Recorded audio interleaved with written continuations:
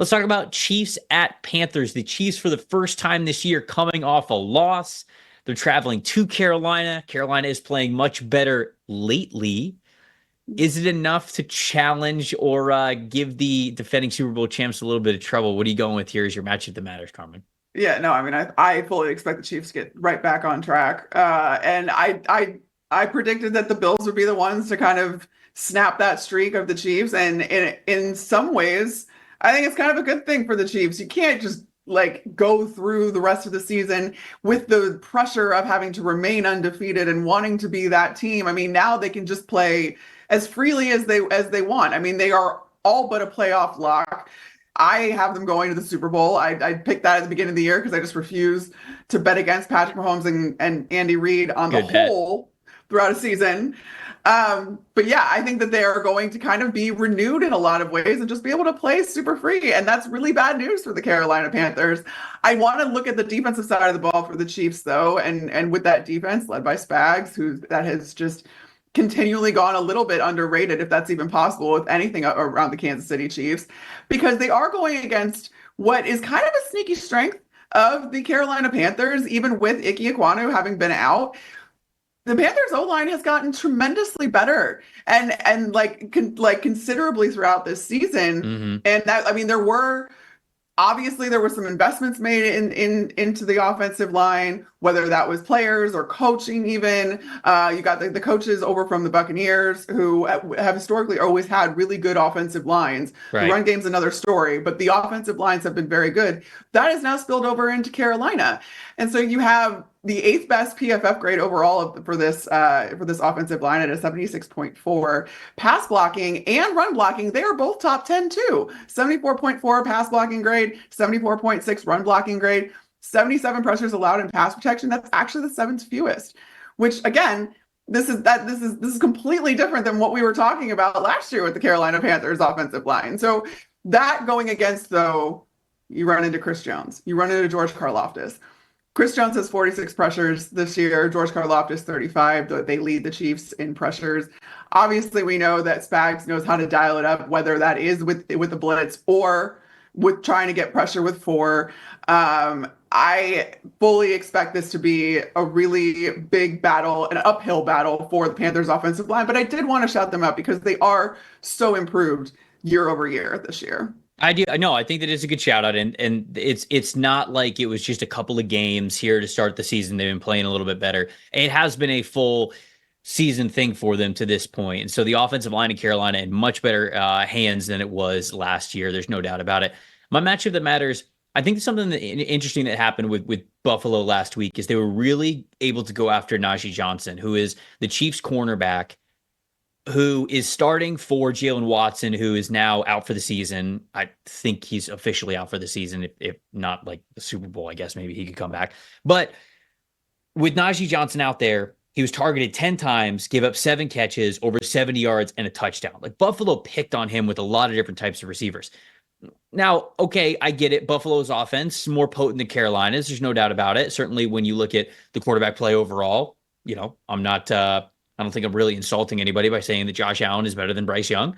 And then the receiver weapons that you have for Buffalo are gelling more than what we have seen from the Panthers, although the Panthers have been playing better since Bryce Young has been playing better over the last couple of weeks. So you got Jaylen Coker, you got Xavier Legette, you got Jatavian Sanders, their young tight end, who's stepping up as well. Can they sort of go after that weakness again for the Kansas City Chiefs? Trent McDuffie's fantastic. Obviously, the other corners that they have are good, but Johnson was such a weak spot for them. Are they going to continue to go out and just say, hey, you got to match up against these guys and you got to be able to hold up a little bit better? Or are the Chiefs going to maybe spend a little bit more resources in the secondary, have some more guys in coverage, really be able to figure that out? Because last week it just was not good enough, and Buffalo was really to pick on Johnson specifically. Can Carolina kind of do the same thing? Because now it's sort of, the trade deadline is passed. Who is on the team is on the team, and I think that's a major matchup in this one. If Carolina can really figure out how to attack a secondary with the Chiefs that has been wobbly, especially last week, I think really let them down in a particular spot. What was your plus factor for this game? Yeah, I'm going to pick on one wide receiver in particular for the Panthers because, again, this is an uphill battle for the Panthers. So when there's these kind of what look like lopsided matchups, I always kind of try to hone in on something that could make a difference for the underdog. And that's the Carolina Panthers here. And it's Jaylen Coker because he's got the most catches for the Panthers that travel over 15 or more yards. He's got 10 of them this season. And you said it before, Bryce Young looks better than he really has in the league as a Carolina Panther, and he looks like he's having a little bit more fun. He's got a little bit of confidence. He is trying to push the ball down the field. He's not afraid to do that right now, and that has to keep up if you're going to be productive against this team.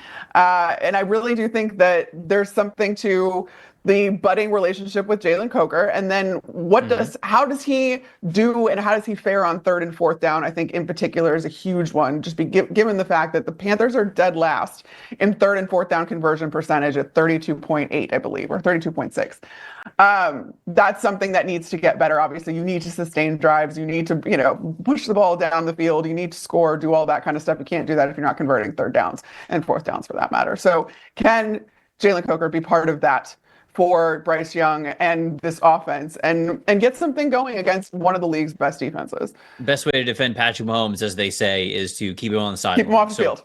Converting those 3rd and 4th downs, I think, are paramount, no doubt about it. It's got to be probably their best day at the office that we've seen so far this year at converting on those downs. For my plus factor, I'll go with sort of an obvious one here. There's a lot of different ones. I think you shouted out a couple that are really good, but Travis Kelce in particular, because I look at this matchup and, well, I just look at the season overall for Travis Kelce, and it's no secret that he's not having a great year. I think it's a career low in receiving grade. It's a career low in yards per route run. It's a career low in touchdowns. And I'm talking about like projections for a 17-game season. Like he's projected to finish career lows in all of those categories. Can Travis Kelce really be enough? And if I think a lot of people looked at Travis Kelce's struggles earlier in the year and they were like, I mean, come on, he's coming off of back-to-back titles. They know they're going to make the playoffs. They know they're going to be a high seed. Travis Kelce will be able to turn it on when it matters. I'm not saying that like week 12, okay, now it matters. Now their backs are against the wall, but this is a team that is now 9-1.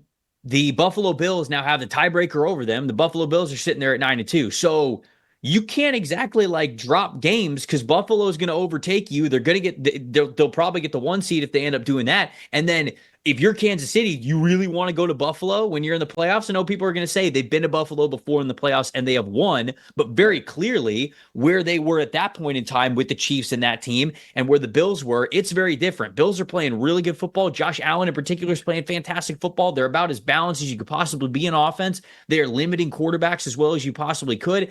And Kansas City, it sometimes looks tough for them to be the offense that we expect them to be with Patrick Mahomes. So all of that to say, you don't have all this wiggle room, and you could be a team that maybe is in the playoffs in a lower seed than you think. You might be having 1 or 2 more road games before you get to the Super Bowl and defend that Super Bowl title. Travis Kelce's going to be a big piece for that, is what I'm trying to say. And if we think that he is going to get back to form, so really impact this team in such a manner where they're able to continue to keep hold of the 1 seed and get home field advantage throughout the playoffs. This, to me, is a game where he's got to show up. This is a game where he's got to, like a couple weeks ago, double-digit targets, 7, 8, 9 receptions, something like that, close to 100 yards receiving. Can you be a mainstay of this game plan? Because it feels like it has been way too hot and cold for Travis Kelce up to this point. So it's more of a big picture thing because, let's face it, Carolina's going to be picking in the top 5, and the Chiefs are going to make the playoffs. So no matter really what happens in this game, obviously a loss for Kansas City is a big deal for seeding, like I mentioned.